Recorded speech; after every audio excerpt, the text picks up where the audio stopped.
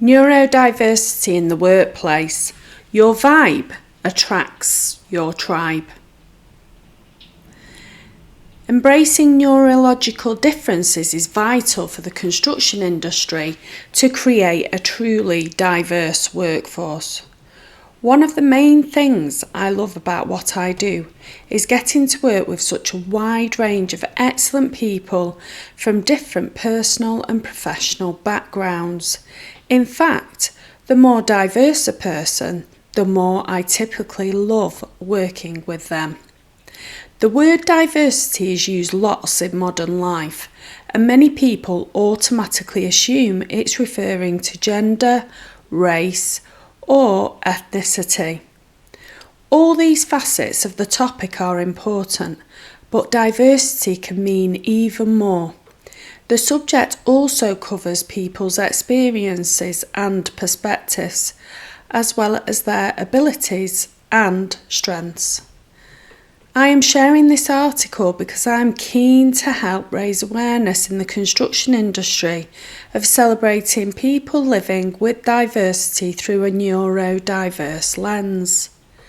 I am responding to a growing need to shine a light, sharing how enjoyable and fulfilling I have found working with people who have a neurodivergent way of getting things done. When trust has been built between us, which sees the person confide in me that they are neurodivergent, they describe to me, usually in great detail, how they have adapted themselves over the years to embrace their difference and overcome hurdles to play to their strengths, often without other people even noticing. What is neurodiversity? Well, according to the Brain Charity, neurodiversity describes a concept that people's brains work in different ways. It's worth looking them up. For more than 1 million people in the UK, these differences mean they are diagnosed with conditions such as autism, ADHD, dyslexia, dyspraxia, or other neurological traits.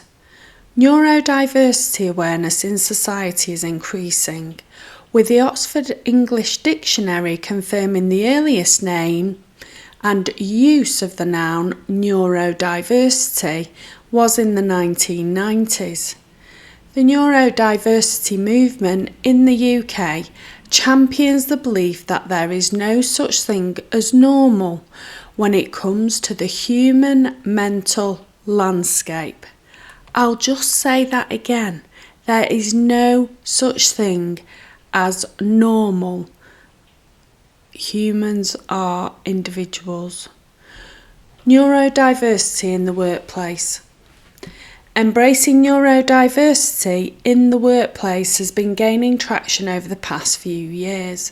It can be as straightforward as looking at the natural variations in the way our minds work, alongside supporting specified diagnosed conditions such as ADHD and autism.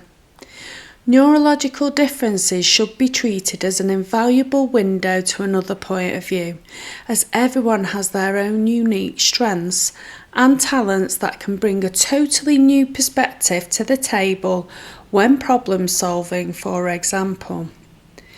There's a key legislation which relates to protecting people with neurodiversity too in the workplace. This is the Equality Act 2010.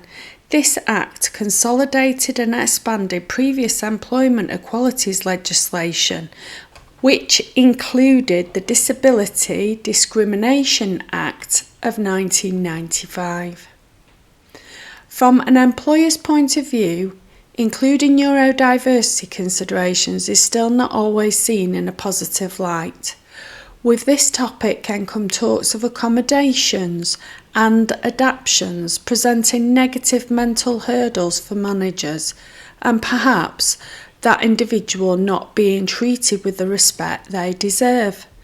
However, while some of these accommodations can be more significant, really a large number can be as simple as being asked to double check an email or LinkedIn post for spelling mistakes if a colleague has dyslexia, or providing more freedom to move about on calls by offering standing desk provisions instead of only sitting options for someone who has dyspraxia, or perhaps asking if the colours that have been chosen for a PowerPoint presentation are not clashing and it's easy on the eye because the person opens up that they're colourblind.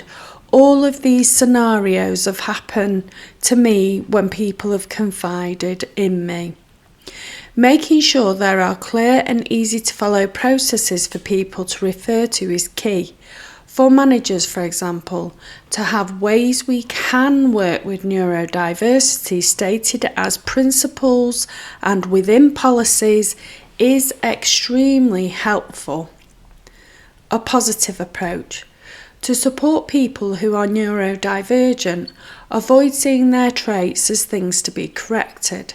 Help them to play to them, with some individuals excelling in tasks like data analysis and quality assurance. Others may thrive in fast-paced and dynamic environments, more pioneering perhaps, injecting energy and enthusiasm completely differently, breathing new life into task completion and successfully inspiring novel achievement of end goals. This people topic is important for construction because we need to keep raising awareness.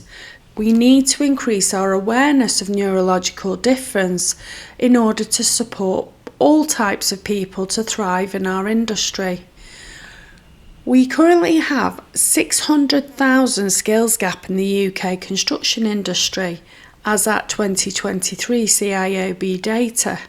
To make sure we retain more people and also inspire others to join us who think differently, we need to increase collectively our neurodiversity understanding and acceptance of difference. We must show how, as leaders, we recognise the need to adapt and embrace people with neurological difference. This topic is linked to the social model of disability, where a person is not necessarily disabled by their health conditions, but by society's failure to adequately accommodate their needs. For example, physical disability support has evolved, with building design ensuring developments more accessible to wheelchair users, and for hearing challenges, hearing glutes for the impaired can be installed. Neurodiversity applies to this disability perspective.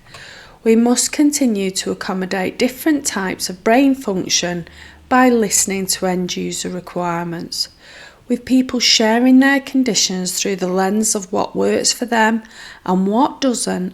They can provide input on how stimulating or understimulating the built environment is for them.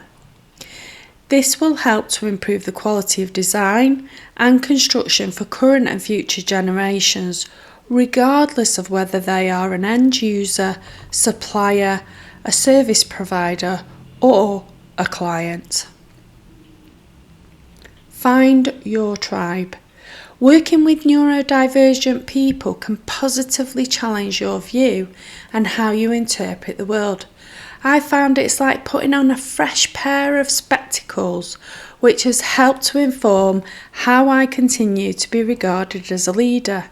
By adapting and maintaining a flexible mindset, expecting the unexpected when people confide in me, embracing difference with enthusiasm and providing safe spaces for people to be their true selves, you can have confidence you're playing to the strengths of your tribe. Being able to bring teams together on shared, trusted projects is what winning teams do. Overall, be sure to look past the label and see the individual if they have a neurodivergent condition. You can be your employees, friends and/or colleagues' biggest advocate, supporting them as they continue to produce excellent work and excel. A happy tribe equals a happy leader. Well, if the latter is worth their salt and cares about their people, they will be.